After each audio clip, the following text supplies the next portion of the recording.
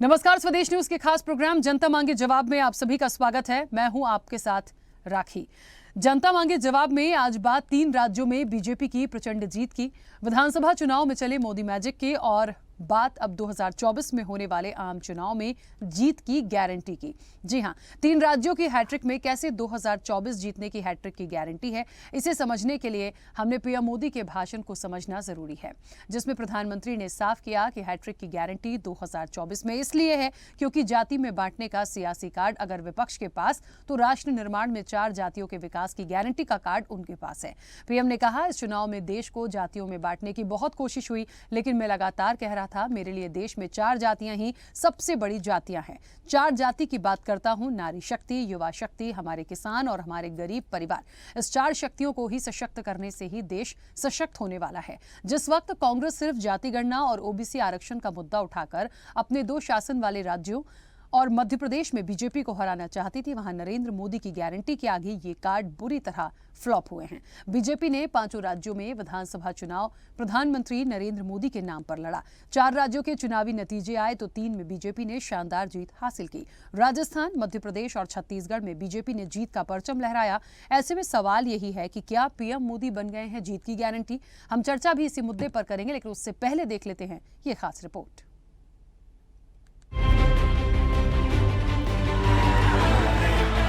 MP के मन में मोदी है,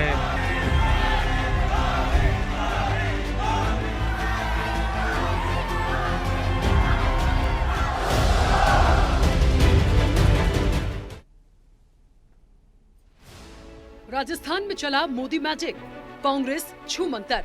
छत्तीसगढ़ में खिला कमल, नहीं चला भूपेश का भरोसा। एमपी में बीजेपी की प्रचंड जीत, नहीं टिकी कांग्रेस। 3 राज्यों में जीत की हैट्रिक, 24 में जीत की गारंटी।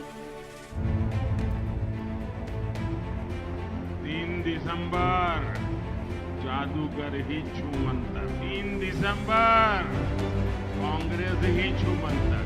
5 राज्यों में मोदी लहर नहीं बल्कि मोदी की आंधी आई, जिसमें राजस्थान, छत्तीसगढ़ में कांग्रेस का किला ध्वस्त हो गया, तो वहीं मध्य प्रदेश की बीजेपी की ऐतिहासिक जीत से कांग्रेस की सरकार बनाने के अरमानों पर पानी फिर गया। मध्य प्रदेश में 230 में से 163 विधानसभा सीटों पर प्रचंड जीत, राजस्थान में 199 में से 115 पर विजयी और छत्तीसगढ़ में 90 में से 54 सीटों पर जीत ने साबित कर दिया कि मोदी है तो मुमकिन है।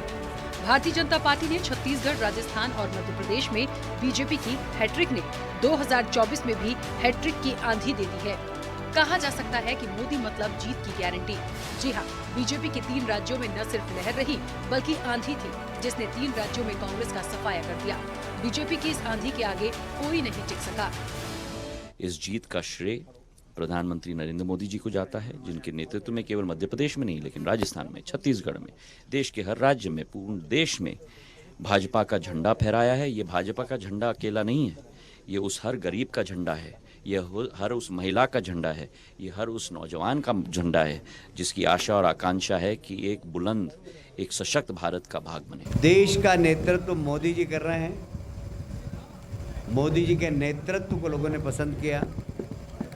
अमित शाह जी की रणनीति, ये चुनावी रणनीति होती है। प्रधानमंत्री जी के प्रति अटूट श्रद्धा और प्रेम, अमित जी की अचूक रणनीति, नड्डा जी का मार्गदर्शन, कार्यकर्ताओं का अनथक परिश्रम और हमारा सरकार का जो काम था, लाडली बहनाओं से लेके भांजे भांजियों का, किसानों का, गरीबों का, सबका साथ मिला।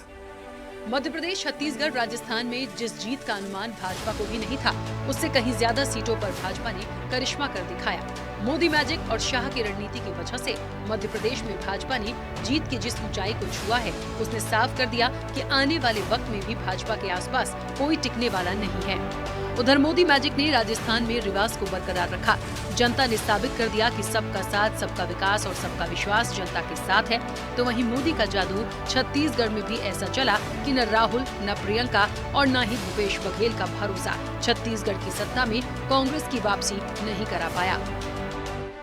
मोदी मतलब जीत की गारंटी। देश ने एक बार फिर इस पर मुहर लगा दी।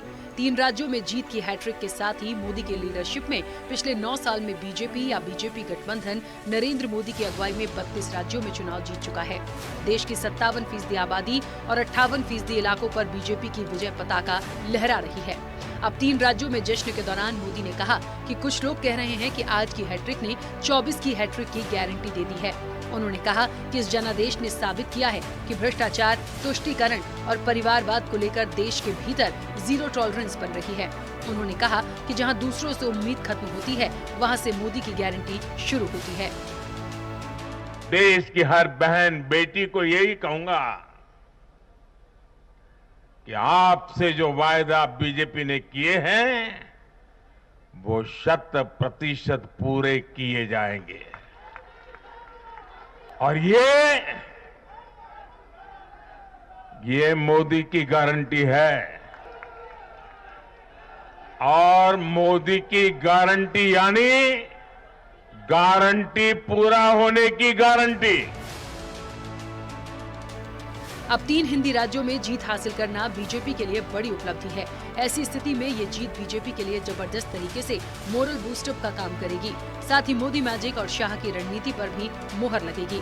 वजह साफ है कि बीजेपी ने सभी राज्यों के चुनाव में मोदी का चेहरा ही आगे रखा था, इसलिए ये माना जा सकता है कि मोदी मैजिक अब भी बरकरार है। अब आगे भी लोकसभा के नजरिए से भी इस जीत की वजह से माहौल बनेगा और लोकसभा चुनाव में मोदी की गारंटी ही हैट्रिक की गारंटी बनेगी।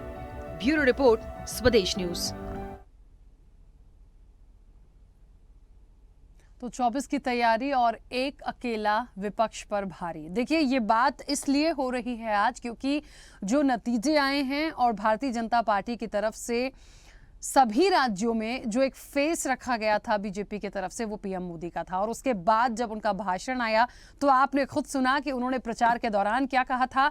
ऐसा लग रहा था कि बिल्कुल उनको पता था कि यही होना है, जबकि असल में देखा जाए तो ये बात बिल्कुल सच है। बीजेपी को भी इतनी सीटों की उम्मीद थी नहीं, लेकिन शायद जनता का माइंडसेट था। लेकिन अब ठीक है, 23 में जो होना था हो गया। 24 की तैयारी है और पूरा गठबंधन जो है, पूरा विपक्ष जो है, वो पूरी ताकत के साथ लगा हुआ है कि कैसे भी करके इनको हटाना है। लेकिन क्या ये संभव होगा? क्योंकि पीएम मोदी का जो कॉन्फिडेंस है या उनकी बातों से साफ झलक में आता है, और उन्होंने ये कहा भी है कि मोदी की गारंटी मतलब जीत की ही गारंटी है। और जहां बात गारंटी की आती है, जहां बात हैट्रिक की हो रही थी, तो क्या 24 में भी ये हैट्रिक लगाएंगे? मुझे लगता है कि अभी जो कॉन्फिडेंस है, शायद अभी उसको उस पर कोई भी ना एक पिन करने की कोशिश नहीं करेगा, क्योंकि अभी हाल ही में नतीजे आए हैं। लेकिन फिर भी मुझे लगता है कि जो विपक्षी दल हैं उनको कम नहीं आका जाना चाहिए। खैर, ये कितना सक्सेस होगा, ये मैजिक क्या 24 में भी दिखेगा, इस चर्चा को आगे बढ़ाएंगे। मेहमान जुड़े हैं, सबसे पहले आपका परिचय करा दें। भारतीय जनता पार्टी का पक्ष रखने के लिए शुभेंदु शेखर अवस्थी हमारे साथ जुड़े हैं। शुभेंदु जी, बहुत स्वागत चर्चा में जुड़ने के लिए। कांग्रेस का पक्ष रखने के लिए स्वामीनाथ जायसवाल हमारे साथ जुड़े हैं। स्वामीनाथ जी, आपका भी बहुत स्वागत है। वरिष्ठ पत्रकार आरबी शर्मा हमारे साथ जुड़े हैं। आरबी शर्मा जी, आपका भी बहुत स्वागत है। आम आदमी पार्टी का पक्ष रखने के लिए रीना सक्सेना हमारे साथ जुड़ी हैं। रीना जी, आपका भी बहुत स्वागत है। जेडीयू के प्रवक्ता आलोक कुमार जी हमारे साथ जुड़े हैं। आलोक जी, आपका भी बहुत स्वागत है। और स्वदेश न्यूज के managing editor RP Srivastava ji हमारे साथ जुड़े हैं। आरपी श्रीवास्तव जी, आपका भी बहुत स्वागत है। चर्चा की शुरुआत सबसे पहले शुभेंदु जी, मेरी आवाज पहुंच रही है? बिल्कुल आ रही है आपकी आवाज। शुभेंदु जी, मैं बस सबसे पहले तो ये जानना चाहती हूँ कि अच्छी बात है, शुभकामनाएं सबसे पहले तो बहुत सारी। भारतीय जनता पार्टी एक बहुत अच्छी लीड के साथ आई और अब तो सरकार बनाने की तैयारी है। और जिस तरह से पीएम मोदी का भाषण आया, बहुत ध्यान से सुना, और एक हैट्रिक की बात आ रही थी। और एक हैट्रिक की बात से ये भी कहा गया है कि 24 की हैट्रिक जीत की गारंटी, पीएम मोदी की गारंटी यानी जीत की गारंटी। तो ये गारंटी का फैक्टर तो और भी लोग कर रहे थे, लेकिन यहाँ पे कुछ ऐसा वाकई में कुछ मैजिक जैसा था।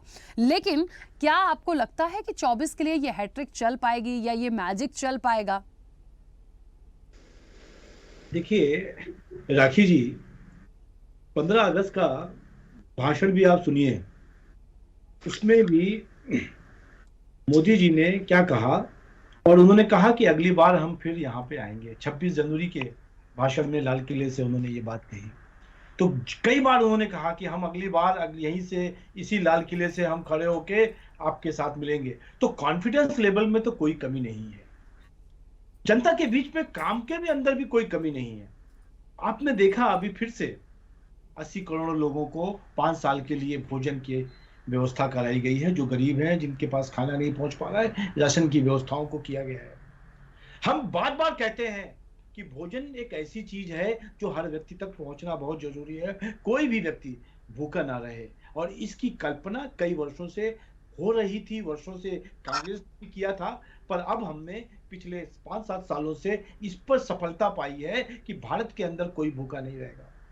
और जब कोई भूखा नहीं रहेगा तो उसका विकास किया जा सकता है, उसको स्किल डेवलपमेंट में लाया जा सकता है, उसको और डेवलपमेंट किया जाता है जिससे कि भारत का आगे विकास हो।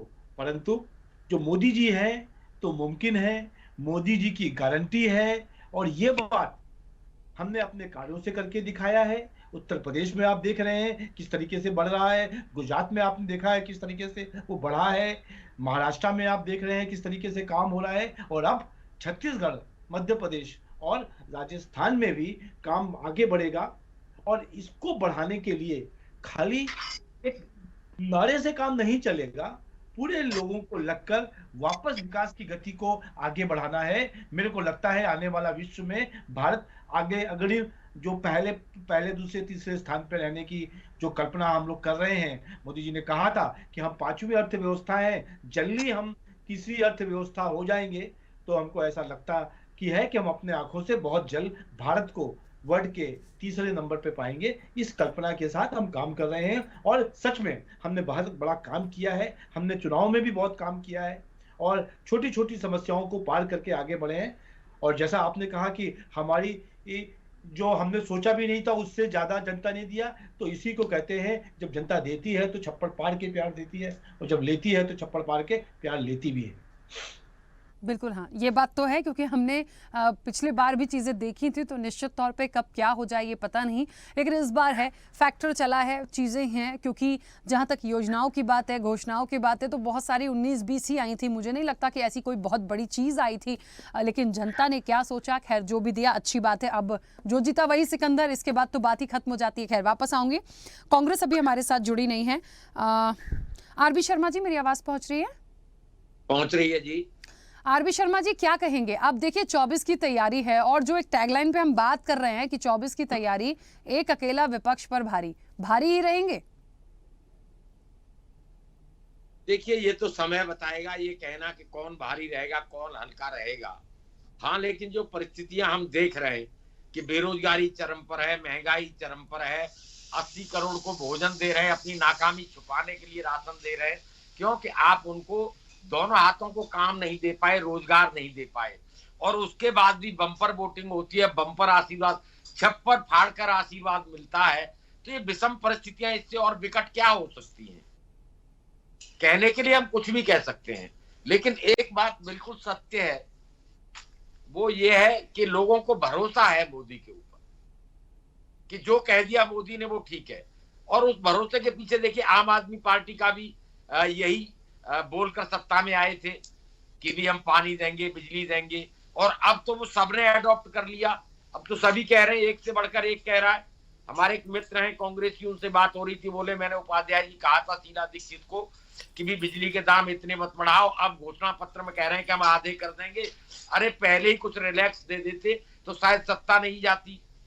तो कहीं ना कहीं ये मानना पड़ेगा कि जनता विश्वास करती है प्रधानमंत्री की बात के ऊपर, और उसके पीछे विश्वास के पीछे कारण है भाई 370 का हटना, राम मंदिर का बनना, ये कुछ मुख्य कारण है कि ऐसा लगने लगता है कि भी अगर प्रधानमंत्री बोल रहे हैं तो बिल्कुल फैक्ट है, ऐसा हो जाएगा। वो कह रहे हैं तो होगा जरूर, अब नहीं होगा कल होगा। ये बात अलग है कि जिन योजनाओं की बात हो रही है, मैंने वो भी सुना है, बहुत हुई महंगाई की मार अब की बार मोदी सरकार, और अब महंगाई पर कोई बोलता ही नहीं है, कोई मुद्दा ही नहीं है महंगाई आज। और महंगाई होते हुए बम्पर वोटिंग होती है और छप्पर फाड़ कर आशीर्वाद मिलता है, तो प्रश्न खड़े करता है कि भी ऐसा फॉर्मूला है, और वो फॉर्मूला विपक्ष को नहीं पता, किसी और पॉलिटिकल पार्टी को नहीं पता। वो फॉर्मूला सिर्फ और सिर्फ बीजेपी के पास है कि परिस्थितियां कितनी भी विषम हो, महंगाई सिलेंडर 400 का 1200 का हो जाओ कोई बात नहीं, पेट्रोल डीजल के रेट डबल हो जाओ कोई दिक्कत नहीं है, महंगाई बिल्कुल पर पहुंच जाओ, लेकिन जनता छप्पर फाड़ कर आशीर्वाद देती है। तो वो विपक्ष को भी सीखना चाहिए और ये और हमेशा वक्त आपने कहा कि 2024 में जीत की गारंटी कोई नहीं होती। हम जिन राज्यों की बात कर रहे हैं, कांग्रेस ने छत्तीसगढ़, मध्य प्रदेश, राजस्थान, ये सारे राज्य थे, लेकिन लोकसभा में क्या हुआ था? राजस्थान में कितनी सीट मिली, मध्य प्रदेश में कितनी सीटें मिली? तो लोकसभा और राज्यसभा दोनों का गणित अलग होता है, मुद्दे अलग होते हैं। तो अभी से हम ये कह दें कि नहीं 2024 कन्फर्म है, तो मेरे ख्याल से ये अतिशयोक्ति होगी, ठीक नहीं होगा। और अभी जिक्र आया 15 अगस्त को मोदी जी ने लाल किले से कहा था, वो भी अतिशयोक्ति है। यानी चुनाव करने की किसी की कोई जरूरत नहीं है, मैं ही आऊंगा, मान न मान मैं तेरा मेहमान। तो फिर जनता तो बेईमानी हो गई, और जनता का वोट बेईमानी हो गया, उसका क्या मायने रहता है? तो जनता की अदालत का फैसला सर्वोच्च फैसला होता है, उसको नमन करना चाहिए, उसको सम्मान करना चाहिए, और उसी को ऊपर छोड़ना चाहिए कि भाई आप चाहेंगे, आप वोट करेंगे तो मैं दोबारा 15 अगस्त को यही झंडा फहराऊंगा।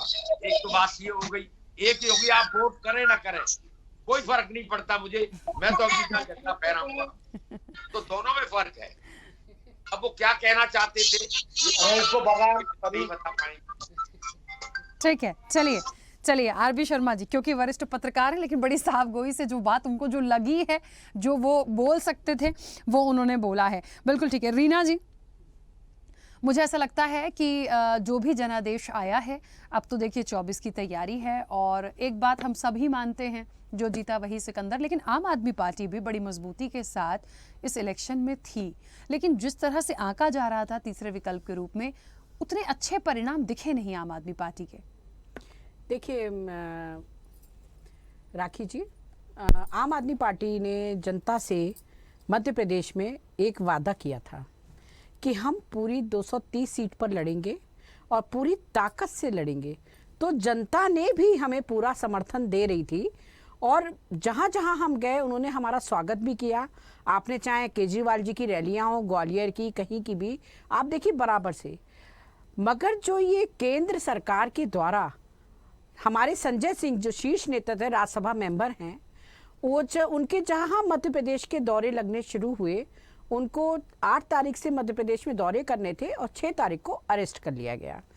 कोई मुद्दा नहीं है, कोई वजह नहीं है, मगर सिर्फ भारतीय जनता पार्टी का एक डर कि भारतीय जनता पार्टी को लगने लग गया है कि अगर उन्हें कोई पार्टी अब शिकस्त देगी तो वो सिर्फ आम आदमी पार्टी है, क्योंकि वो एक ईमानदारी से काम कर रही है। तो झूठे हमारे नेताओं पे झूठे झूठे केस बना के, आप सोचिए, जिसने स्वास्थ्य में क्रांति लाई, सत्येंद्र जैन जी को झूठे आरोपों में बंद कर रखा, आज तक एक प्रमाण नहीं साबित कर पाए। मनीष सिसोदिया जी ने शिक्षा में क्रांति लाई और आज उनका विश्व में नाम है, मतलब अमेरिका की किताबें छाप रही हैं उनकी तारीफों के, और हमारे देश के नेता उन्हें झूठे आरोपों में फंसा के जेल भेज रहे हैं। राघव चड्ढा हो, मतलब आप पूरी फेयर लिस्ट है कि 2014 से जब से केंद्र में मोदी सरकार आई है, उसका सिर्फ एक सूत्री कार्यक्रम रहा कि खुद को विजयी बनाते जाना, और उनके विपक्ष का जो है आम आदमी पार्टी, जो एक उभरती हुई पार्टी है, उसको किसी ना किसी तरीके से दबाते जाना। नतीजा सामने दिखा, हम 230 पर नहीं उतर पाए। हमारे पास कार्यकर्ताओं की, साथियों की कमी नहीं थी, मगर हम चूंकि हमारे जो शीर्ष नेतृत्व हैं, अगर वो ही सब जेल में होंगे तो आप सोच सकते हैं कि उस पार्टी का, क्योंकि हम उभरती हुई पार्टी हैं, जनहित में काम करने वाली पार्टी है, एक जनता के एक आखिरी व्यक्ति तक उसको सुविधा देने वाली पार्टी है, जिस ये फ्री बी की ये वो करते थे, मजाक उड़ाते थे कि अरे ये तो फ्री में देते हैं, फ्री में देते हैं। अरे साहब, फ्री में नहीं देते हैं, हम जनता से जो टैक्स लेते हैं उसका काम यही होता है कि टैक्स लो और जनता को सुविधा दो। फ्री तो आपने किया कि मध्य प्रदेश कर्जों में चला गया। तो नकल उतारने के लिए भी अकल चाहिए थी, जो नहीं है भारतीय जनता पार्टी के पास, मगर उसने सोचा कि कैसे बाधित किया जाए, क्योंकि मध्य प्रदेश में उन्हें बिल्कुल डर दिख रहा था कि अगर आम आदमी पार्टी 230 सीट पर लड़ती है तो कहीं ना कहीं हमारा सिंहासन डोलेगा, और वो होगा, निश्चित था, क्योंकि जनता ने मन बना लिया था। मगर अचानक से हमारे शीर्ष नेताओं को ऐसे अरेस्ट कर लेना, उन्हें जेल में डाल देना, यहाँ उनके दौरों पे अंकुश लगाना, क्योंकि भाई शासन आपका है, सरकार आपकी है, सत्ता आपकी है तो आप किसी को भी आने से रोक सकते हैं। जैसा कि आपने देखा होगा गुजरात चुनाव में भी केजरीवाल जी को बाहर से रोक दिया गया, मनीष सिसोदिया जी को ऑटो में ही अरेस्ट कर लिया गया, ऑटो से बाहर निकलने ही नहीं दिया गया, उतरने ही नहीं दिया गया। तो जो बाधाएं ये दे सकते हैं वो ये निरंतर कर रहे हैं, बराबर 2014 से, जब से इनकी सरकार बनी है। इनकी साफ नीयत नहीं है कि कोई अगर जनता के हित में काम करने पार्टी उतरी है तो उसको कर ले दो ना। तुम्हारी नाक के नीचे हम पूरे बहुमत में बैठे हैं और कितना रोका, मगर जनता के हित के काम करके दिखा दिए, साबित करके दिखा दिया कि तुम अड़ंगे डालते जाओ। आप देखिए ना, उनके उपराज्यपाल की वजह से रोज वहां नए ये लोग जो है अड़ंगे लगाते रहते हैं, मगर जो भी केजरीवाल जी को नीतियां लानी थी उन्होंने लाई और दिया। आज एकमात्र देश में पार्टी है, देश में जो दिल्ली की सरकार है वो फायदे में चल रही है। सारी जीडीपी गिरी हुई है, मगर हमारे दिल्ली सरकार की जीडीपी हाई है। और वो कब? जब हम जनता को बिजली 300 यूनिट मुफ्त दे रहे हैं, पानी मुफ्त दे रहे हैं, शिक्षा मुफ्त दे रहे हैं और आपको स्वास्थ्य सुविधाएं मुफ्त दे रहे हैं। ये अपनी बात करते हैं आयुष्मान कार्ड की। आयुष्मान कार्ड में मैंने राखी जी देखा है कैंसर पेशेंट्स को रोते हुए कि उनकी भी उसमें उनको सेवा नहीं मिल रही है कई जगह। और आपने अभी देखा आयुष्मान घोटाला हुआ, कितना कार्ड का घोटाला, कितने करोड़ों का घोटाला हुआ, मगर साहब भ्रष्टाचार के विरोध में बोलने वाले यही मोदी जी चुपचाप मुंह बांधे बैठे हैं। इनके हमारे जो देश की रेसलर बच्चियां थी उनके साथ दुर्व्यवहार करने वाले जो इनके खेल मंत्री थे वो साहब सिंहासन पे बैठे हैं। फिर भी रीना जी, जी जिस तरह से कमल ही खिला, क्या एक वजह मानती हैं? उसके मैं वही बताने जा रही हूँ कि एक तो उनको यहाँ पे दिखा जनता को, मध्य प्रदेश की जनता को, कि कांग्रेस को तो पिछली बार 18 में दिया था, वो बिक गई, अभी भी देंगे तो कोई गारंटी नहीं कि फिर बिक जाएंगे कोई लोग।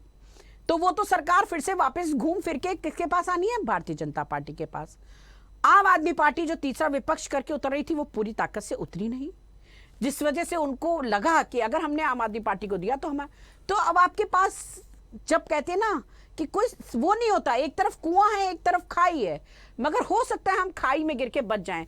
मध्य प्रदेश की जनता के पास भी यही विकल्प बचा, सिर्फ एक विकल्प बचा, विकल्प ही नहीं था बेचारों के पास, तो उन्हें मजबूरन भारतीय जनता पार्टी को वोट डालना पड़ा।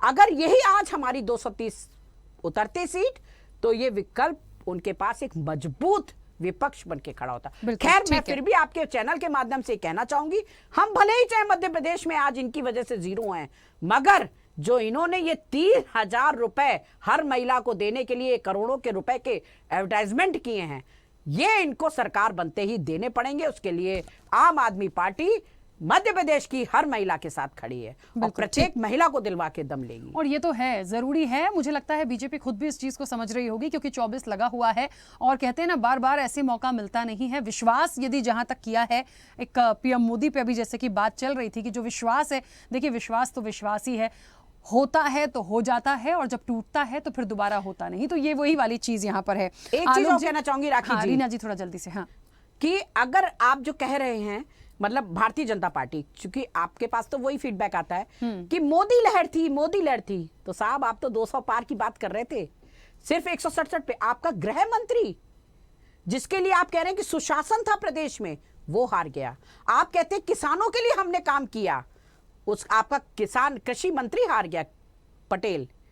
तो अब आप ये बताइए, जब आपके दिग्गज नेता हार गए तो लहर नहीं कहलाती है, ये मजबूरी कहलाती है। जो जीते हैं वो मजबूरी में जीते हैं, जनता के पास ऑप्शन नहीं था, इसीलिए मजबूरी में जीते हैं। इसको मजबूरी की जीत कही जाएगी, लहर नहीं कहा जाएगा। ठीक है आलोक जी, मुझे लगता है कि अब जो जैसा हो गया ठीक है। 24 की तैयारी, मैं उस टैगलाइन पे ही चलूंगी, क्योंकि मुझे लगता है तमाम बातें हम कर चुके हैं, लेकिन 24 के लिए मैं जेडीयू को कहाँ देखूं, क्योंकि एक बड़ा एक जो गठबंधन की जो बात हो रही थी वो बड़ी तेजी से सक्रियता में है, लेकिन उस गठबंधन को भी एक बहुत मंथन की ज़रूरत है। जैसे कांग्रेस है, आम आदमी पार्टी है, तमाम लोग, मुझे लगता है एक बड़े मंथन की ज़रूरत है कि अब ऐसी कौन सी चीज़ लाएंगे, कौन सा फैक्टर होगा, कौन सी वो बड़ा मुद्दा होगा जिसकी बदौलत 24 में मात दे पाएं। राखी जी, सबसे पहले आपके सभी श्रोताओं को नमस्कार। और भारतीय जनता पार्टी को मध्य प्रदेश में, राजस्थान में, छत्तीसगढ़ में जो विजय मिली है उसके लिए बधाई भी देता हूं। जैसा कि आपने कहा, चुनावों के पहले आपने भी देखा होगा, आपने भी खबरें चलाई थी बहुत सारी जिसमें इंडिया गठबंधन ने बहुत कोशिश की थी कि मध्य प्रदेश में किसी तरीके का एक सहमति बन सके और आम उम्मीदवार, मतलब एक आम सहमति के उपरांत सभी क्षेत्रों में, विधानसभा क्षेत्रों में उम्मीदवार खड़ा किया जा सके। लेकिन किसी कारण से वो संभव नहीं हुआ। शायद कांग्रेस को कहीं लग रहा था कि वो जीत जाएंगे और अकेले दम पे ही वो जीत जाएंगे, तो इस वजह से उन्होंने भी उसको तवज्जो नहीं दी, तो बाकी पार्टियों ने भी इसमें रुचि लेना छोड़ दिया। अभी आज की ही सुबह की, बल्कि कल की ही खबर है, परिणाम आते आते कांग्रेस को शायद अपनी भूल सुधार का एहसास हुआ है। 6 दिसंबर को ही उन्होंने दिल्ली में इंडिया गठबंधन की बैठक बुलाई है और वो चाहते हैं कि 2024 के जो लोकसभा चुनाव है उसके लिए नई तरीके से एक नई रूपरेखा बनाई जाए, एक नई रणनीति बनाई जाए और उसके बाद मिलजुल करके शायद उनको अपनी गलती का एहसास हुआ हो, या वो जिस भ्रम में थे या जिस प्रकार के अहंकार या घमंड में रहे होंगे, शायद उससे उनको एहसास हुआ होगा कि ये कहीं ना कहीं उनके लिए नुकसान का सौदा साबित हुआ है तीनों राज्यों में। तो 6 दिसंबर को उन्होंने बुलाया है और इंडिया गठबंधन की एक बैठक बहुत ही शीघ्र होने वाली है, जिसमें 2024 लोकसभा चुनाव के लिए बहुत तरह की और अच्छी तरह की रणनीति अपनाई जाएगी। जैसा कि आपने कहा, ये चर्चा आज का जो विषय है कि मोदी मैजिक या मोदी की गारंटी है। मैं सबसे पहले बोलूँगा कि देखिए, मैजिक या गारंटी एक सकारात्मक शब्द है, एक पॉजिटिव वर्ड है, ये निगेटिव वर्ड नहीं है। तो पॉजिटिव वर्ड है तो इसका बहुत ही एक गंभीरता के साथ इसका उपयोग किया जाना चाहिए। सबसे पहले तो भाजपा ने 2014 और 2019 में कितनी तरह के वादे किए, दावे किए कि ये करेंगे और वो करेंगे। तमाम वादे और दावों को अगर आप देखें तो कई बार आपने भी खुद सुना होगा, स्वयं देखा होगा, सुना होगा कि अमित शाह और बहुत ही भाजपा के बहुत सारे वरिष्ठ नेता यह कहते घूमते फिर रहे थे कि यह सब तो जुमला रहता है जो चुनाव के दौरान कह दिया जाता है, और ऐसा कोई दावा या वादा हमने किसी कभी भी भारत की जनता के साथ नहीं किया था। कोई भी कंपनी भी देखिए, जब भी कोई गारंटी या वारंटी की बात करती है तो उसके पहले बहुत ही गंभीर होती है, सीरियस होती है, तब किसी तरह की दावे या गारंटी या वारंटी की बात करती है। मैं आपको एक चीज़ और अगर बताऊं तो मोदी की गारंटी या अगर मैजिक की भी बात करें तो वो केवल और केवल आप देखेंगे तो चुनावों में ही दिखाई पड़ती है, चाहे वो लोकसभा का चुनाव हो, चाहे विधानसभा का चुनाव हो, चाहे नगरीय निकायों का चुनाव हो। यही गारंटी किसी और चीज़ में क्यों नहीं दिखाई पड़ती है? 2014 में उन्होंने कितने तरह की गारंटी दी कि हम जो है 15 लाख रुपए सभी भारतवासी के खाते में डालेंगे। काला धन भी हम बाहर से विदेशों में जो पड़ा हुआ है, पता नहीं 20 लाख करोड़ है, 25 लाख करोड़ है या 50 लाख करोड़ है, बहुत बड़ी बड़ी संख्या बताई जाती थी 2014 लोकसभा चुनावों के पहले। आज 1 रुपये भी उसका कहीं दर्शन नहीं है किसी भी तरीके से। 2-2 करोड़ नौकरी की भी बात की गई थी कि 2-2 करोड़ नौकरी प्रति वर्ष हम यहाँ के बेरोजगार युवाओं को प्रदान करेंगे, व्यवस्था करेंगे ताकि उनको नौकरियाँ मिल सकें। वो भी कहीं दिखता ही नहीं है, बिल्कुल ही नदारद है। आप अगर बात करें तो अभी हमारे एक वरिष्ठ पत्रकार महोदय ने भी कहा कि पेट्रोल डीजल जो है, जो अभी 80 रुपये और 90 रुपये और 110 रुपये बिक रहा था मनमोहन सिंह जब प्रधानमंत्री थे, तो ये भी भाजपा के द्वारा कहा गया कि हम 40 रुपये से 50 रुपये में डीजल और पेट्रोल की हम बिक्री करेंगे, आम जनता को मुहैया कराएंगे, उपलब्ध कराएंगे। वो आप देख ही रहे हैं कि किस रूप में और किस तरीके से पेट्रोल हम लोगों को अभी मिल रहा है। आप अगर नज़र डालें पूरे देश में तो 100 स्मार्ट सिटी प्रोजेक्ट की घोषणा की गई। 100 स्मार्ट सिटी आज कहाँ पे है आप खुद देख सकते हैं कि एक भी जगह पे स्मार्ट सिटी के नाम पे वो स्मार्ट है या नहीं है, वो तो आप देखें। मुझे तो लगता है जितनी भी शहर हैं भारत के, आज वो एक गाँवों में तब्दील हो चुके हैं। जिस प्रकार से ट्रैफिक व्यवस्था, प्रशासन व्यवस्था लचर हो गई है, खत्म हो गई है, उससे तो सब बड़े बड़े शहर तक एक गाँव के रूप में परिलक्षित हो गए हैं, परिवर्तित हो गए हैं। अगर आगे की बात करें तो महंगाई, और जैसा अभी इन्होंने कहा कि महंगाई 80 करोड़ लोगों को हम मुफ्त में 5 किलो या 10 किलो जो अनाज बांट रहे हैं। कायदे से देखा जाए तो आपने आम जनता की हालत कर दी है कि उनको फ्री में या मुफ्त में आपको अनाज देना पड़ रहा है, क्योंकि आपने रोजगार छीन लिया। बात लेकिन वही हो गई ना आलोक जी, इन तमाम चीजों के इतर चेहरा वही चला है। काम बीजेपी का ही हुआ, नाम बीजेपी का ही हुआ, जनता ने जनादेश बीजेपी को ही दिया। वही तो बड़ा सवाल है कि बावजूद इसके ये क्यों, और क्या 24 में भी यही? देखिए, इसमें विपक्ष के लिए के नज़रिए से ये कमजोरी हो सकती है कि शायद चीज़ों को जिस तरीके से आम जनता के सामने प्रस्तुत किया जाना चाहिए वो शायद नहीं हो पाता हो, ये गलती हो सकती है। और जहाँ तक आप मीडिया वगैरह की भी बात देखें तो जिस तरह के प्रचार तंत्र जिस तरह से भाजपा के द्वारा हर समय, हर मिनट, हर सेकंड पे प्रभावी और हावी किए जाते हैं, उसका भी एक असर होता है। तो आम जनता भी जो है इसके गफलत में या गलतफहमी में या भ्रम में आकर वोट देती होगी, बट उस पर हम कोई कमेंट नहीं करना चाहेंगे। बट यही मोदी मैजिक अगर और मोदी गारंटी की बात करें तो आप देखिए तो दक्षिण के राज्यों में नहीं चलता, केवल हिंदी बेल्ट में ही चलता है। हिंदी बेल्ट से अगर दूसरे राज्यों में आप नजर डालें तो कहीं पे मोदी मैजिक नहीं है, कहीं पे मोदी की गारंटी नहीं है। आज मिजोरम के चुनाव में भी देखिए, बीजेपी की भाजपा की गठबंधन सरकार थी, वहां वो हार गए।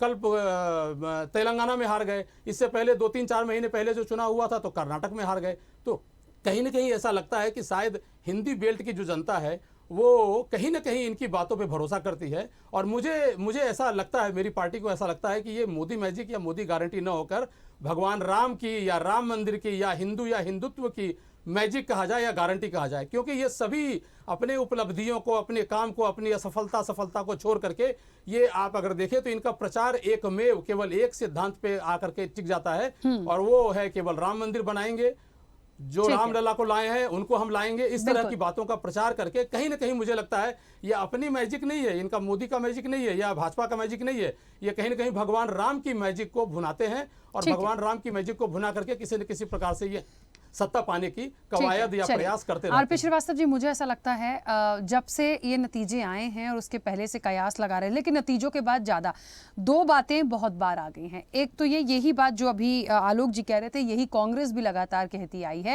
कि हिंदुत्व की राजनीति करते हैं, धर्म की राजनीति करते हैं, राम मंदिर का मुद्दा था, जनता विश्वास कर लेती है, इनका मैजिक दक्षिण राज्यों में नहीं चलता, इनका मैजिक हिंदी बेल्ट में ही चलता है। एक तो ये बात आई, क्या ये वाकई ऐसा है? नहीं चला है तो क्यों नहीं चला है? अब देखिए, जनादेश जो आ गया उसको तो स्वीकारना है, लेकिन ये बात बिल्कुल एक बड़े सवाल के रूप में है कि क्या 24 में भी हम मान ले कि 24 में कहाँ से बहुत दूर जाना है, और ये जो बड़ा गठबंधन जो प्लानिंग कर रहा है, इसे किस चीज़ की सबसे ज़्यादा ज़रूरत यहाँ पड़ेगी? देखिए राखी जी, जो अभी जो परिणाम आया है, और निश्चित रूप से किसी भी पार्टी के लिए अगर ऐसा कोई परिणाम आता है, खास करके मोदी जी जिसको लीड कर रहे हैं, तो गारंटी शब्द का इस्तेमाल तो उन्होंने पहले भी किया था कि मोदी की गारंटी है, कि अगर मोदी ने गारंटी दी तो गारंटी की गारंटी ले लिए। ये मेरा ये कहना है कि बिल्कुल एक बात सच है कि इन चुनाव ने इस बात को थोड़ा सा मजबूती ज़रूर प्रदान किया है कि आने वाले 2024 के चुनाव में एक उनको बहुत बड़ा फ़ायदा मिल सकता है। इसलिए कि मिलेगा अभी हम तो नहीं बोल सकते, ये तो आने वाले समय में जनता तय करेगी कि क्या करना क्या नहीं करना है। इन्हीं राज्यों में पिछले बार 2018 में कांग्रेस की सरकार बनी थी, लेकिन आप देखिएगा तो तीनों राज्यों में जब लोकसभा का चुनाव हुआ तो जनादेश किसके? मोदी जी के पक्ष में आ गया। तो हर चीज़ जनता, देखिए समय काल परिस्थिति कब क्या होता है इसके ऊपर जो है लोगों को मत मिलता है। लेकिन हाँ, इतना ज़रूर कहा जा सकता है, खास करके हिंदी राज्यों में, हिंदी पट्टी में, कि यहाँ पर मोदी जी का मैजिक निश्चित रूप से कई राज्यों में चला। जैसे आपका उत्तर प्रदेश हुआ, कर्नाटक, मतलब आपका गुजरात, और अभी 3 राज्यों के चुनाव। तो ये क्या एक बहुत बड़ा एरिया हो जाता है जहाँ पर इतने सांसद जीत के जाते हैं कि वहाँ सरकार बन जाए केंद्र में। तो यहाँ पर मैजिक है, और इस मैजिक को इसलिए स्वीकार करना होगा कि जनता जिसको जिताती है वही उसका मैजिक होता है। लोकतंत्र में कोई ऐसा नहीं कि व्यक्तिगत तौर पर कोई ये करे। आज यहाँ इन राज्यों में अगर विपक्ष जीत जाता तो उसका मैजिक चल जाता, लेकिन ऐसा कुछ हुआ नहीं। लेकिन 2-3 चीज़ जो सबसे महत्वपूर्ण है राखी जी, कि ये जो गारंटी शब्द है, गारंटी किस बिना पर दे रहे हैं? फ्री में राशन की गारंटी, लोगों को जो है हर महीने पैसे देने की, किसान सम्मान निधि की गारंटी। आप जो है आप देख रहे होंगे कि अभी 450 में पूरे देश में सिलेंडर देगी भारतीय जनता पार्टी, अगर वो गारंटी मोदी जी लेते हैं। पूरे देश में लाडली बहना को जो है 3000 रुपया देंगे, बिल्कुल गारंटी ले रहे हैं। तो मोदी जी बोल रहे हैं, इसका मतलब सच है। तो मेरा ये कहना कि अगर ये सारी बातें सच है तो 2024 की गारंटी भी सच है, क्योंकि जब जनता को इस तरह से फ्री बीज के सहारे अगर उनको सुविधा मिलती जाएगी तो जनता किसको वोट देगी? जो उनके जो ज़रूरतों को पूरा करता है। ये फ्री बीज को मतलब फ्री की रेवड़ी मत मानिए, ये ज़रूरत भी मान लीजिए। भाई जो गरीब है, जिनको राशन की जरूरत, उनकी ज़रूरत है। जो महिलाएं जो कामकाजी नहीं हैं या छोटे मोटे काम करती हैं, गरीब महिलाएं, उनको अगर ये पैसा मिलता है उनकी ज़रूरत है। लेकिन ज़रूरत के साथ ये भी देखना है कि देश की अर्थव्यवस्था का क्या होगा, आने वाला इनका व्यवस्था क्या होगा। सरकार इतनी बड़ी है, सरकार के पास बहुत सारे संसाधन है, हो सकता है उसका इंतजाम भी हुआ हो। लेकिन मेरा ये कहना है कि अगर इन ज़रूरतों को पूरा करने की गारंटी लेते हैं मोदी जी, तो निश्चित रूप से 2024 को भी मान लीजिए, हैट्रिक की बात करते हैं तो मान लीजिए। लेकिन इतना तय है कि आप केवल हिंदी पट्टी में ही ये सारा कुछ हो रहा है। जहाँ तक धर्म और हिंदुत्व की बात है, इस पर भी जाना चाहिए। देखिए, जब चुनाव ये जीते तो पता चला कि आपने सोशल मीडिया तमाम देखो, सनातन की जीत हो गई। अब इसमें सनातन कहाँ से आ गया? निश्चित रूप से इस तड़के के सहारे भारतीय जनता पार्टी को फ़ायदा हुआ। धर्म के बिना आपने देखा होगा कि बिना कमंडल के सहारे तो सत्ता में हैं, लेकिन अब वही है ना, जातिगत जनगणना यहाँ काम नहीं आई तो मंडल कमंडल वाली बात नहीं हुई। लेकिन ऐसा कुछ नहीं है, 2024 में भी फिर यही मुद्दे आएंगे और जनता इन्हीं में से जिनको चाहेगी और जो अपनी गारंटी में बताने में सफल हो जाएगा उसी को वोट करेगी। बिल्कुल सही बात है। और हमारे साथ कांग्रेस भी जुड़ गई है। स्वामीनाथ जी, मेरी आवाज पहुंच रही है? ठीक है। शुभेंदु जी, आप कुछ कहना चाह रहे थे? बस 1 मिनट सर, वापस आऊंगी आपके पास क्योंकि एक पक्ष और आ जाए कांग्रेस का। स्वामीनाथ जी, जो एक मैजिक चला, गारंटी काम आ गई, अब जो भी आ गया जीत तो हो गई है। मुझे ऐसा लगता है कांग्रेस से कहाँ कमी रह गई है? और सीधा सीधा मुख्य सवाल जो आज की चर्चा का है कि 2024 के लिए ये गठबंधन, कांग्रेस, ये तमाम लोग मिलके जो बीजेपी की सरकार को उखाड़ फेंकने की बात करते थे, उनकी क्या अब एक कोई ऐसी बात या कोई ऐसी बात, एक मुद्दा ऐसा है पास में जिसको वो टक्कर दे पाए 24 में? देखिए राखी जी, पहले तो सभी पैनलिस्ट को हमारा नमस्कार। और आज देश को हम जिस तरह से एक दिशा दे रहे हैं, जो एक ही पार्टी को जिस तरह से सत्ता में रहकर, चाहे चुनाव आयोग हो या निरंतर जिस तरह से संसाधनों का प्रयोग किया गया, चुनाव के माध्यम से जिस तरह से दुष्प्रचार किया गया, एक पार्टी को बदनाम करने के लिए जिस तरह से लगाम लगाने का कोशिश किया, जो भ्रष्टाचार का मुद्दा बनाकर जिस तरह से हमारे छत्तीसगढ़ के मुख्यमंत्री को बदनाम करने की कोशिश की गई। तो देखिए, झूठ बोल पर आरोप लगाना ये तो भारतीय जनता पार्टी का मुख्य यानी गारंटी है कि किसी को, यानी कई 100 लोगों के पास, 400 लोगों के पास ईडी का छापा पड़ा विपक्षियों का, जिसमें 3 लोगों के पास केस बना, बाकी निराधार फंसाने का कोशिश किया जाता है। यानी बैठा दो, केस लगा दो या डरा दो। तो एक एजेंडा ये है, चुनाव आयोग के पास हम जाते हैं तो हमारी बात नहीं सुनी जाती है। चुनाव आयोग काम करती है, भारतीय जनता पार्टी के लिए अलग काम करती है और कांग्रेस और विपक्ष के लिए अलग काम करती है। तब जब देश का न्यायपालिका, चुनाव, सारा व्यवस्था जो बना है, तो देश में एक ही पार्टी के लिए काम करना शुरू कर देगा सारा, तो देश में यही एजेंडा चलेगा कि मोदी जी की गारंटी है। मोदी जी की गारंटी तो देश के सारे जनता के लिए 2 करोड़ नौकरी, आज 22 करोड़ बेरोजगारी है, 15 लाख खाते, ये तमाम बातें पुराने आप सुने होंगे, ये भी गारंटी देते आए हैं। अभी मोदी जी मणिपुर में जो घटना हुआ वो भी गारंटी है, डबल इंजन। अब मोदी जी का युद्ध रुक जाता है विदेश पर, एक भाग सुन लेता है उनका आवाज तो, लेकिन मणिपुर पर ये कभी नहीं जाकर वहां पर देखे कि मणिपुर में डबल इंजन की सरकार इन्हीं की है, जिस तरह से डबल इंजन की बात करते हैं प्रधानमंत्री जी। और रही बात जिस योजनाओं के तहत, जैसे 3100 क्विंटल धान खरीदने का बात छत्तीसगढ़ में कहे, और इनका पूरे प्रदेश में सरकार है, कहें चुनाव में किसी राज्यों में आप कहते हो 400 450 में सिलेंडर दूंगा। अरे पूरे आप देश का है, 400 में तो मनमोहन सिंह सरकार में 2014 में मिल ही रहा था 400 में। तो आप सब प्रदेश में आपकी सरकार है, सब जगह खाली चुनावी एजेंडा मत बनाइए। 300 रुपया महिला को लाडली योजना जो लाया गया, पूरे प्रदेश में दीजिए, पूरे देश में। तो ये गारंटी इसका भी दीजिए। जिस तरह से 15 लाख खाते के बाद अमित शाह अध्यक्ष रहते कहते हैं तो चुनावी जुमला होता है। तो देश अगर जुमले पर विश्वास करता है तो देश को, अब देश में लोग रोजगार का नाम नहीं लेता है। किसान पर जिस तरह से दुगनी आय की बात करके सरकार आई थी और 3 काले कानून में 770 किसानों की शहादत के बाद उनको उचित मूल्य, उत्तर प्रदेश इतना बड़ा प्रदेश, इनको माइनेट देने वाला सबसे 8 करोड़ जहां जनसंख्या है, उस सरकार में आप तो धान खरीदते नहीं है, 2000 का भी नहीं खरीदते हो। और आप चले गए छत्तीसगढ़ में, जिस तरह से निरंतर भूपेश सरकार में 2580 रुपया क्विंटल खरीदा गया, 5 साल तक किसानों का लोन माफ किया गया। लेकिन जनता को विश्वास अगर इस बातों का गारंटी है कि मोदी जी गारंटी एक धर्म की घूंट पिलाकर जिस तरह से राम को हम लाए हैं, और जिस तरह से धर्म घूंट हमारे उत्तर तरफ जिस तरह से हवा फैलता है, धार्मिक तो हमसे ज्यादा दक्षिण में भी है, साउथ में बड़े बड़े टेम्पल हैं, बड़े मंदिरें हैं, लेकिन वो लोग समझदारी करते हैं, धर्म की घूंट नहीं पीते हैं।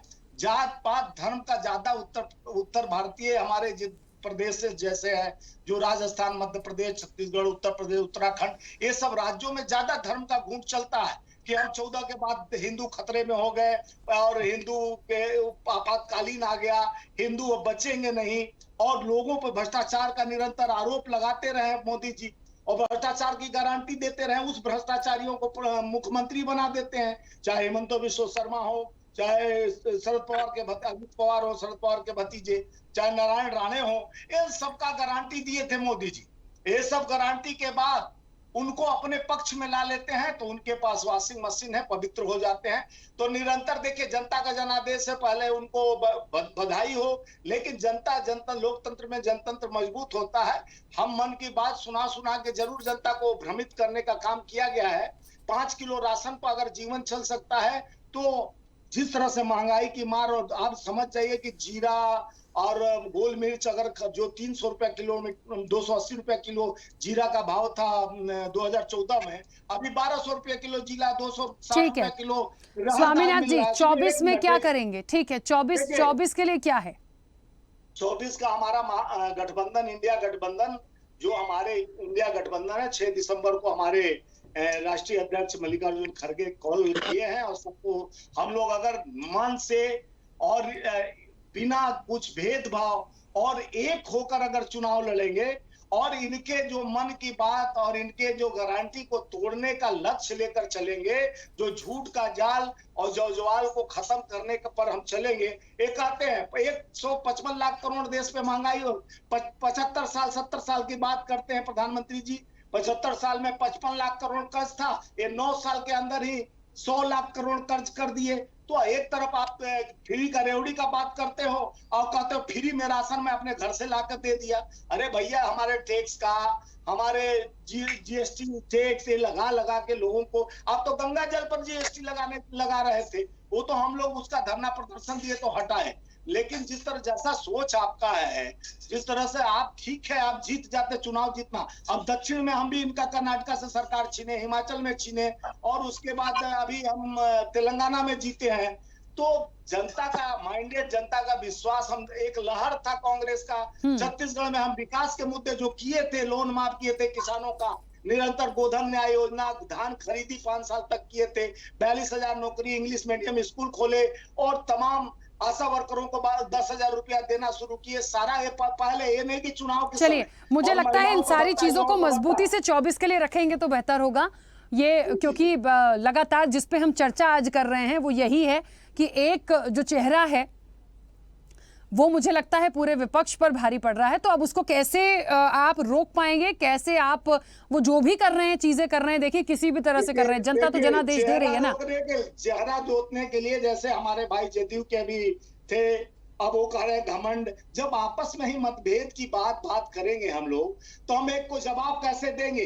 आप अपने खुद ही को कर बुलंद इतना, हर तब्दील से पहले खुदा पूछे बंदे से तेरी रजा क्या। ठीक है, चलिए शुभेंदु जी, इरादों के साथ नहीं लड़ोगे तो ठीक है स्वामीनाथ जी, ठीक है, चलिए शुभेंदु जी अपनी बात रखिएगा।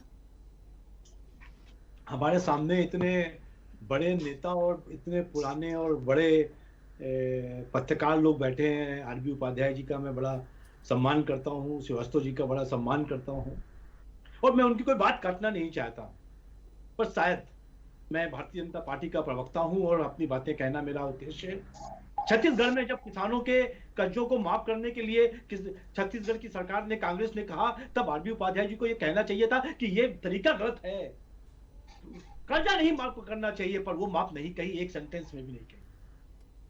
मोदी जी के पास भी ऑप्शन आया था कि क्या कर्जा माफ कर दें, तो उन्होंने मना किया कि कर्जा माफ करके देश की राजनीति नहीं चल सकती। हम राजनीति तो चला सकते हैं, अर्थनीति नहीं चलाएंगे। समझ में नहीं आता कि किस दुनिया में रहते हैं कांग्रेस के लोग। जीडीपी जो 70 सालों में 2014 में 1.8 था, वो 3.7 ट्रिलियन हो गया। ऐसे ही हो गया क्या? 10वीं आर्थिक व्यवस्था थी जो हम 5वीं पे आ गए। हम कह तो रहे हैं कि 200 बिलियन हमारा एक्सपोर्ट था, अभी 750 बिलियन प्लस हो गया है। हम 40% तक 70 सालों में आप बिजली दे पाए गांवों में, हमने 95% गांव में दे दी बिजली। मैं बात काम के लिए कहता हूं कि जहां पर आप 3 किलोमीटर रोड पर डे बनाते थे, हम 90 किलोमीटर पर डे रोड बना रहे हैं। और आप बातें क्या कर रहे हैं? वो आम आदमी पार्टी के लोग यहाँ पे क्या बता रही हैं कि उन्होंने कितना काम किया, सब जेल में हैं। इतनी बेमानी है कि कोर्ट ने, लोअर कोर्ट से लेके सुप्रीम कोर्ट तक ने उनको बेल तक नहीं दी। और रोज ईडी और सीबीआई डांट खा रही है कि प्रमाण पेश करो, एक प्रमाण पेश नहीं कर पा रही है। ये केंद्र सरकार का दबाव है, इसीलिए वो जेल में है। अन्यथा अनर्गल झूठ ना बोले, जनता के बीच में झूठ ना फैलाएं। आम आदमी पार्टी का एक भी नेता बेईमानी नहीं कर रहा है। अगर कर रहा होता तो आप सबूत पेश कर देते। 110 करोड़ का सिर्फ 7 दिनों का प्रमाणित सीएजी द्वारा, और आपके गृह मंत्री कह रहे हैं वो सीएजी की रिपोर्ट गलत है। सीएजी की रिपोर्ट नहीं है भाई, सीएजी की रिपोर्ट गलत है तो बाकी रिपोर्ट क्या होगी? हमारा कोई भी प्रमाण आप साबित नहीं कर पा रहे हैं, सीबीआई साबित नहीं कर पा रही, ईडी साबित नहीं कर पा रही, सर्वोच्च न्यायालय से डांट खा रहे हैं। उसके बाद आप अनर्गल बात मीडिया के माध्यम से पहुंचाना चाह रहे हैं जनता को। कब तक जनता को मूर्ख बनाएंगे? आम आदमी पार्टी का काम जनता देख रही है। दिल्ली की जनता ने आपको 3 बार तमाचा मारा है, चाहे विधानसभा हो और चाहे नगर निगम का चुनाव हो, एनसीडी, तीनों में शिकस्त दी है आपको। ठीक है आप रीना जी, दिल्ली की जनता से उलझे नहीं। उसी का परिणाम है कि पंजाब में भी आपको शिकस्त मिली। ठीक है, उसी का परिणाम है आपके गुजरात में। उन्हें बात पूरी करने दीजिए रीना जी, जनता जवाब दे रही है। आपके झूठ फैलाने से ये साबित नहीं हो जाएगा कि वो ईमानदार नेता बेईमान है। ठीक है रीना जी, चलिए प्लीज प्लीज, कोर्ट की मोहर लगनी है, जो कोर्ट नहीं लगा पाया है। रीना जी प्लीज, मैं 2-3 बार बोल चुकी हूँ, प्लीज प्लीज। ठीक है शुभेंदु जी, अपनी बात रखिए जल्दी से प्लीज। रीना जी प्लीज, आके बैठ के और ये बोलने से कि वो भ्रष्टाचारी है, भ्रष्टाचारी नहीं हो जाएगा। भ्रष्टाचारी हाथ जोड़ के आपसे विनय करता हूँ, मध्य प्रदेश में क्या बात, ये फिर जवाब दीजिएगा। और जो प्रमाणित भ्रष्टाचार, देखिए कितना ही कुछ भी बोल लीजिए, मैं पहले शुरुआत में बोल चुकी हूँ कि वो जो चेहरा है उसको हटाने के लिए बहुत कुछ करना होगा इस गठबंधन को। मैं चर्चा बार बार उसी पर ला रही हूँ। मैं फिर बोल रही हूँ, आप कितने ही आरोप लगाइए, कुछ भी करिए, उनको कैसे मात दे पाएंगे? क्या स्ट्रेटेजी होगी? कैसे 24 में करेंगे काम? उस पे बात करें ना हम। मैं अपनी बात को खत्म करके, हाँ, जिस तरह से ये बोल रहे थे कि हम किसानों का लोन नहीं, बीच में मैं बोलना नहीं चाह रहा था। किसानों का लोन माफ करने के लिए मोदी जी नहीं बोलते हम लोन नहीं माफ करते हैं, बड़े पूंजीपतियों का 1400 करोड़ रुपया लोन माफ कर देते हैं। और किसानों का लोन के लिए यही हमारे भाजपा के बड़े भाई बता रहे थे कि हम किसानों का भी। फिर बात वही आ गई स्वामीनाथ जी, उसके बावजूद ये सब सुनने के बाद भी कमल खिल गया। बात तो वही है। ये वो अभी बोल रहे थे, अभी आप जरूर 1 मिनट पहले, तो मैं बीच में किसी को नहीं बोलता हूँ, लेकिन ऐसा मुद्दा था कि बोलना पड़ा। ठीक है, 1400 चलिए करोड़ अपने पूंजीपति मित्रों का छोड़ दिए और किसान का लोन माफ नहीं करेंगे। 155 लाख करोड़ देश पे कर्ज। ठीक है स्वामीनाथ जी, चलिए बोलने दीजिए, उन्हें बोलने दीजिए। शुभेंदु जी थोड़ा जल्दी से। लास्ट अपनी बात को खत्म करना चाहता हूँ। हाँ। खाली रीमा जी को ये बताना चाहता हूँ कि 205 सीटों पे आप चुनाव लड़े थे, इन तीनों जगह पर 0.38% आपको वोट मिला। नोटा को भी 0.98% मिला है। 205 में आपकी जमानत जब्त हुई है, और आप क्या बता रहे हो यहाँ पे? आपको क्या समझ में आता है? देखिए, जमानत जब्त हुई इसका मतलब जनता ने प्यार नहीं दिया। जनता ने प्यार दिया, नहीं तो हम 0 होते, तब भी हमें परसेंट मिला है। मगर आप अपना सोचिए कि आप जहां लहर की बात कर रहे हैं, वहां आप जहां 200 पार की बात कर रहे थे और कह रहे थे कि हम 200 पार आएंगे, वहां से आपका आईना दिखाया मैंने। आप अपनी बात कीजिए, आप अपनी बात कीजिए। ठीक है, चलिए चलिए आरपी शर्मा जी, ठीक है चलिए। शुभेंदु जी और रीना जी प्लीज चुप हो जाइए, और भी मेहमान हैं प्लीज। ठीक है आरपी शर्मा जी, 200 पार अभी से। ठीक है रीना जी प्लीज। आरपी शर्मा जी, मुझे ये बताइए 24 के लिए ऐसी कोई बात आपकी तरफ से, एक क्योंकि आप वरिष्ठ पत्रकार हैं, एक सजेशन गठबंधन के लिए, तमाम विपक्षी के लिए, कि कुछ ऐसा करें कि एक वो काट कर पाए भारतीय जनता पार्टी की। देखिए राखी, हकीकत तो ये है कि आप 80% को इग्नोर करके इस देश में सत्ता में नहीं आ सकते। मैं मानता हूं हिंदुत्व कभी और हिंदुत्व कभी मुद्दा नहीं था, लेकिन आज यथार्थ है। भगवान राम भी यथार्थ है, हिंदू भी यथार्थ है और हिंदुत्व भी यथार्थ है। तो हिंदी भाषी बेल्ट में कोई भी पॉलिटिकल पार्टी बिना इसके सत्ता का सुख नहीं पा सकती। अब आप विगत में चले जाइए, मैं उत्तर प्रदेश की बात करूं, समाजवादी पार्टी का फॉर्मूला था M+22 यानी मुस्लिम और यादव मिल जाएं। मायावती जी कहती थी दलित और बस मुस्लिम मिल जाएं, मतलब मुस्लिम कॉमन था, सबका फोकस मुस्लिम के ऊपर रहता था। लोग तिलक नहीं लगाते थे और मंदिर नहीं जाते थे कि भी दूसरा वोट बैंक नाराज हो जाएगा। तो वो परिस्थितियां बदल गई हैं और समय के साथ पॉलिटिकल पार्टियों को अपना माइंड सेट बदलना होगा। अगर 2024 में बीजेपी को टक्कर देनी है तो जो बहुसंख्यक है उसको भी अपनाना पड़ेगा। और कांग्रेस के तो भी एक रिपोर्ट भी इनकी आई थी, मुझे नाम ध्यान नहीं आ रहा उनकी, कि सॉफ्ट हिंदुत्व की तरफ कांग्रेस को जाना पड़ेगा। लेकिन कांग्रेस फिर भी तुष्टीकरण की राजनीति में लगी और उस रिपोर्ट को भी ठंडे बस्ते में डाल दिया गया और उसी का परिणाम है कि अब इस तरह के परिणाम देखने को मिल रहे हैं। ठीक है, चलिए इस पर आना होगा, हिंदुत्व की बात करनी, भगवान राम की बात करनी होगी, तभी आपको कहीं जो एक वोट बैंक है बीजेपी का उसमें सेंध लगा पाएंगे। बीजेपी कम से कम क्लियर तो है, वो बात हिंदुत्व की करती तो है। बाकी पार्टियां ढुलमुल रवैया अपनाती हैं, दोनों हाथ में लड्डू चाहिए, न मुस्लिम जाना चाहिए और हिंदू भी मिल जाना चाहिए, तो दुविधा में दोनों गए, माया मिली न राम, न उधर के रहे न उधर के रहे। बिल्कुल, चलिए आलोक जी, ठीक है, आरबी शर्मा जी, ठीक है, क्योंकि समय की सीमा है, जल्दी से 2 मेहमानों की और छोटी छोटी सी प्रतिक्रिया आ जाए। आलोक जी जल्दी से अपनी बात रखिएगा। मुझे तो एक बात समझ में आ रही है तमाम लोगों को सुन के, और एक ही बात है, जैसा कि अभी आरबी शर्मा जी ने भी कहा कि हर चीज़ को समझना और निभाना सीख लीजिए। एक लाइन पर चलेंगे तो ठीक होगा, ये बिल्कुल सही बात है। यदि दोनों हाथ में लड्डू चाहिए तो बड़ी दिक्कत हो जाएगी। भारतीय जनता पार्टी जो कर रही है वो एक लाइन पे चली है, वो जैसे भी है, देखिए मैंने फिर कहा ना, जो आ गया है, जिसे जनादेश मिला है, वो तो अपनी बात करेगा ही। देखिए राखी जी, अभी भाजपा के प्रवक्ता भी बहुत तरह की आर्थिक इकोनॉमिक्स के हिसाब से या आर्थिक के हिसाब से बहुत तरह का डाटा शेयर कर रहे थे। वो कह रहे थे कि हम 10वीं से 5वीं बन गए। उनको ये भी ध्यान होना चाहिए कि रुपए का जो मूल्य है वो 60 रुपये से लेके अभी 85 रुपये पे भी गिर गया। विदेशी जो कर्जा है वो भी अगर $700 बिलियन का अगर अपने पास विदेशी फंड है तो $700 बिलियन का विदेशी कर्ज भी आ गया है अपने ऊपर। हमारे एक साथी और कह ही रहे थे कि 10 साल में इन्होंने 55 लाख करोड़ से 155 लाख करोड़ कर दिया। मुद्दा ये है, तुष्टीकरण की राजनीति अगर कही जाए तो पहले नहीं हो रहा था तो ये भी गलत होगा। तुष्टीकरण किस दिशा में और किसको ध्यान में रखकर किया जा रहा है वो कभी कभी समय के हिसाब से महत्वपूर्ण बन जाता है। लेकिन इन सब की बातों के बीच में भी मैं केवल 2-3 बातें अवश्य कहूँगा कि सारा मैजिक न तो किसी मोदी जी का है, न किसी और का है, न भाजपा का है, न कांग्रेस का है। ये सारा मैजिक जो है वो भगवान राम का है। अगर इनमें इतनी हिम्मत है तो केवल अपनी उपलब्धि के आधार पे कोई एक चुनाव केवल लड़कर दिखा दें और उसमें विजयी होकर दिखा दें।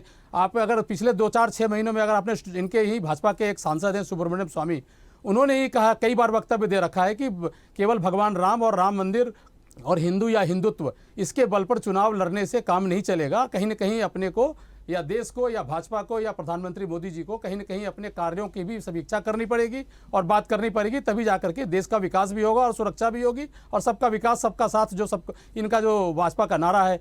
जहाँ तक मैजिक की भी अगर हम बात कर लें तो कायदे से मैजिक तो आडवाणी जी का चला था, अटल बिहारी वाजपेयी का चला था, जिन्होंने भाजपा को 2 से लेकर पहले 90 पे पहुंचाया और बाद में सत्ता में लेकर आ गए। इनको, मोदी जी को तो कहीं न कहीं पिछले भाजपा सरकार का एक आधार मिला, जिसके बाद ये सत्ता को अभी पिछले 10 वर्षों से बरकरार किए हुए हैं। लेकिन आडवाणी जी का भी अगर हम नाम लें और वाजपेयी जी का भी लें तो उनने, आलोक जी ठीक है, मैं बीच में रोकूंगी, समय हो गया है। आरपी श्रीवास्तव जी, बहुत छोटा सा सवाल, बिल्कुल 10 सेकंड में अपना जवाब दीजिएगा। कोई एक सजेशन पीएम मोदी की या बीजेपी की काट करने के लिए जो विपक्षी गठबंधन 24 के लिए कर सकता है? देखिए राखी जी, सजेशन हम लोग क्या देते हैं, ये तो ढूंढना पड़ेगा, उनकी काट उन विपक्षी दलों को ढूंढना पड़ेगा। हम लोग तो सिर्फ ये खाली बैठ के विश्लेषण कर सकते हैं। और जहाँ तक रही बात कि मैजिक का सवाल है, तो निश्चित रूप से जनता अगर जिताती है तो मैजिक है, जिस दिन जिताना बंद कर देगी मैजिक समाप्त हो जाएगा। तो मेरा सिर्फ इस मामले में ये कहना है कि जो ये सारी चीज़ें हैं, निश्चित रूप से मोदी जी पर लोगों को भरोसा इसलिए हो जाता है कि बहुत सारी चीज़ें उन्होंने किया है और जिसकी वजह से थोड़ा भरोसा है। लेकिन बहुत सारी चीज़ें ऐसी हैं जिनको नहीं भी किया है, लेकिन उधर लोग इग्नोर कर जाते हैं, उसकी ज़रूरत नहीं पड़ती है। लेकिन एक चीज़ है कि राम मंदिर के बनने और अभी प्राण प्रतिष्ठा होने का जरूर इनको 2024 में फ़ायदा मिलेगा। अगर उसकी कोई काट ढूंढनी है तो विपक्ष को उन्हीं के उसमें दिशा में बहना पड़ेगा, उसी दिशा में जाना पड़ेगा और उन्हें स्वीकार भी करना पड़ेगा। ठीक है, चलिए समय भी हो गया। आप सभी मेहमानों का बहुत शुक्रिया। चर्चा में जुड़ने के लिए 24 की तैयारी एक अकेला विपक्ष पर भारी। देखिए फिलहाल तो भारी ही दिख रहे हैं, अब 24 में हल्के होंगे या नहीं ये मुझे नहीं पता है, मुझे लगता है किसी को नहीं पता, लेकिन एक सुझाव के तौर पर कह सकते हैं जो तमाम लोगों की बातों से लगा है, थोड़ा सा चिंतन मनन मंथन की ज़रूरत तमाम विपक्षी गठबंधन के लोगों को भी है, पार्टियों को भी है कि थोड़ा सोचिए कि कहाँ कमी रह गई है। फिर देखते हैं, 24 की तैयारी में लगे रहिए और हम और आप यही हैं। जनता मांगे जवाब में इतना ही, बने रहिए स्वदेश न्यूज़ के साथ। सबसे पहले देश। ऐसे ही वीडियोस के लिए लाइक करें, शेयर करें, फॉलो करें, YouTube पर जाकर सब्सक्राइब कर बेल आइकन दबाना ना भूलें और ताजा अपडेट्स के लिए स्वदेशलाइव.com पर जरूर जाएं।